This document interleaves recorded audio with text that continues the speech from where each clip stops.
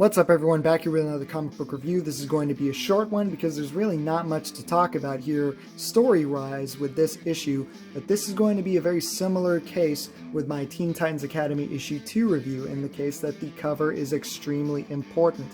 Please look at this cover. It is beautiful, beautiful cover B, this variant cover by Alex Horley. Once again, this should have been the standard cover. The standard cover was really lame. The standard cover was just Spider-Man with Conan in one islands and Rhino in the other islands, which it even sounds cooler me explaining it, but it turned out to look it just didn't look good. I saw this at the comic book store and I was like, oh my gosh, this looks so cool. That looks so cool. It's what convinced me to come over here, pick up the comic, thumb through it, decide it looked cool enough for me to buy it. Marvel, you should have made this the standard cover. You probably would have sold more copies of this if you did. This looks amazing. You got this great Alex Horley art. Conan is looking ripped, looking buff. Looks like they're in a sewer or something. You got Spider-Man hanging on a web. He's webbing him up. Look at the muscles, the anatomy. Look at his sword right there. Awesome cover. Great job. Job well done. You know, so much better than the standard cover. You buy this comic, get the coolest cover. This is it. It really should have been it. So this is good stuff. Other than that, really not much to the story. I'm off and on Savage Avengers. There's really not much to talk about. It's very straightforward. Gerry Duggan's been writing the whole thing, I'm pretty sure. It's going 20 issues strong. And some people really like this Savage Avengers series. As far as I'm concerned, it's really just an excuse to have Conan the Barbarian prance around modern times and team up with different Marvel superheroes now, which sounds cool to me.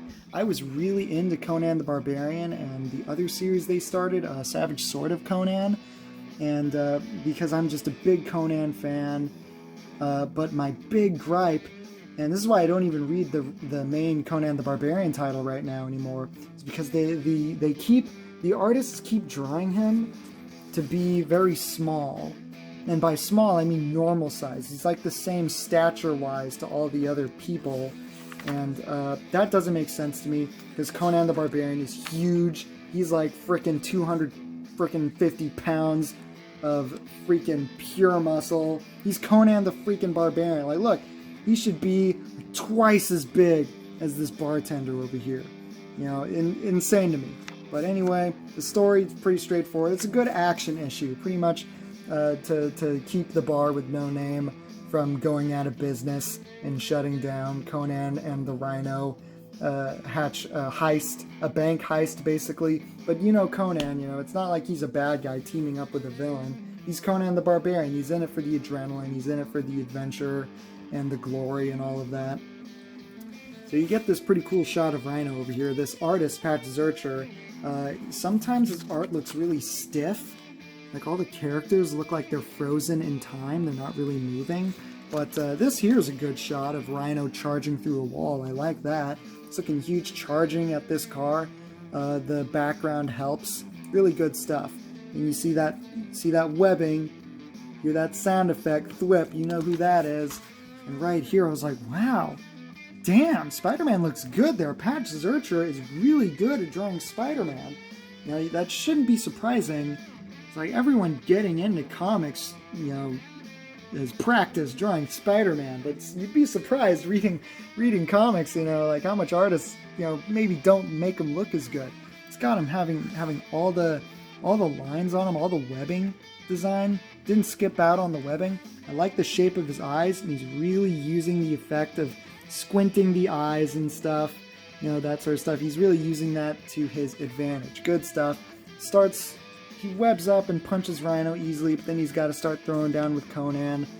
And this weird bit that Conan thinks that Spider-Man's suit is what allows him to stick to walls, so he's trying to take his suit from him. I really like this bit. This made me laugh. Rhino's pissed. He's saying, "How do you find me every time?" And he says, "That's easy. I put a tracker somewhere on your hide years ago. I know where you are all the time." Rhino stops and goes, "You did?" And Spider-Man just goes, "Maybe," and then slaps his ears, leaves it totally open for he's going to be paranoid about that the rest of his life. But then another bit in here where Conan is trying to get Spider-Man's suit, and he rips a part of it off. Spider-Man swats him away, the part that Conan ripped off was the part covering Spider-Man's butt. So he's got to web up his own butt. He's got to fight the rest of the fight against Rhino and Conan with web on his ass. So that's kind of funny and ridiculous at the same time.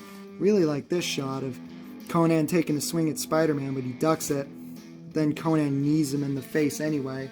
That's cool stuff. You just say like Conan versus Spider-Man, it better be cool, and this is a good fight scene.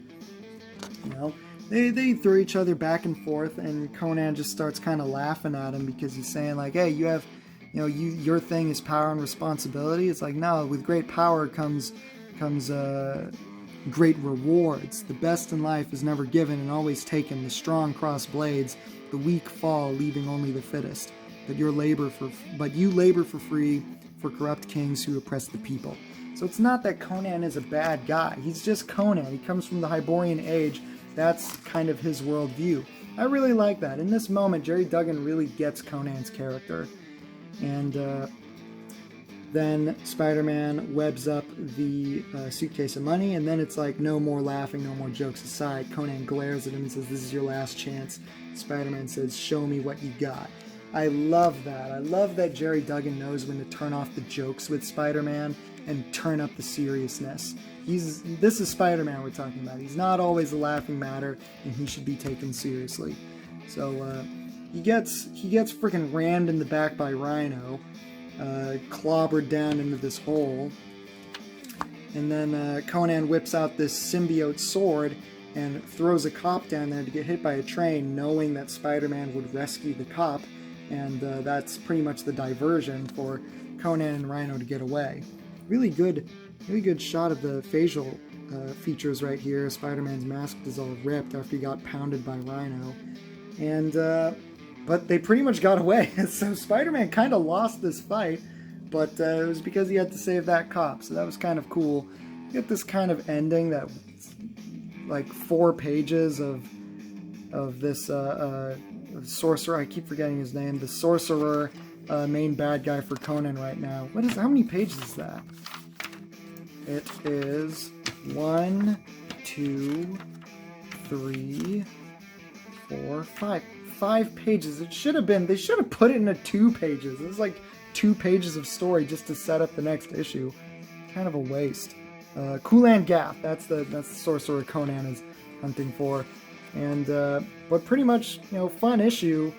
Really quick to read, not a whole lot of dialogue, but that's kind of what I expect from Savage Avengers, and as long as Gerry Duggan's going to be writing it, I'm sure that's not going to change.